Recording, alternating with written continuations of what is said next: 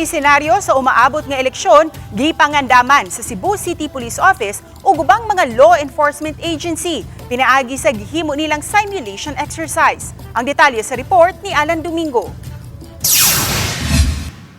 Kirespondihan sa kapulisan ang alarma sa ikapat nga andana sa Legislative Building sa Cebu City diin gi-take over sa mga armadong lalaki ang social hall o gipang hostage nila ang mga tao sa sulod o gipang tiuna nila og armas.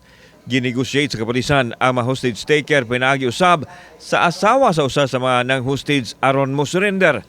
Installment ang pag-release sa mga biktima dihang gipagawa sa lawak nga daling giatiman usab sa mga medics sa Cebu City Disaster Risk Reduction and Management Office. Hangtod na kumbinser sa mga pulis ang usa sa mga hostage taker nga daling gipusasan o giproseso.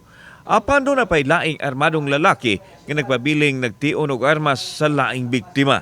Dinhi, giistorya na sa lead negotiator hangtod nga mitahan apan adunay mga naangol ug aduna usay usa nga namatay. Samtang nakastambay ang mga sakop sa Special Weapons and Tactics kon SWAT sa gawas ug dihang nahawan ang lawak, dali nila kinigiklear basin sa mga posibleng nahabilin sa area.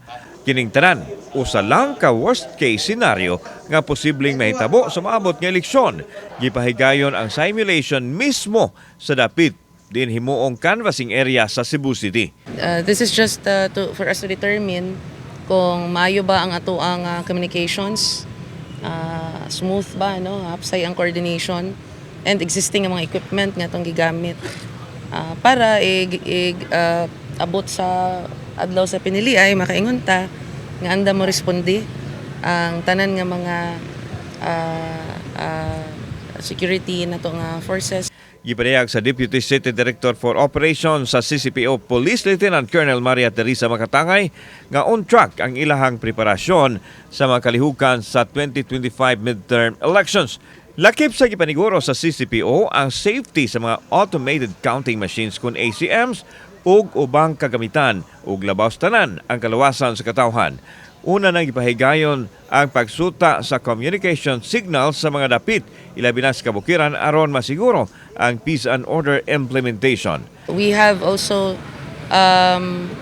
earmarked a number of personnel who will be deployed sa mga polling centers to secure the ACMs, and nasayod man ta nga karitanan i-deploy ni siya, i-distribute na siya. Katambayayong sa Cebu City Police ang AFP, BFT ug CCDRRMO. Kauban si Clover Lumayag, ako si Alan Domingo. Balitang Bisdak.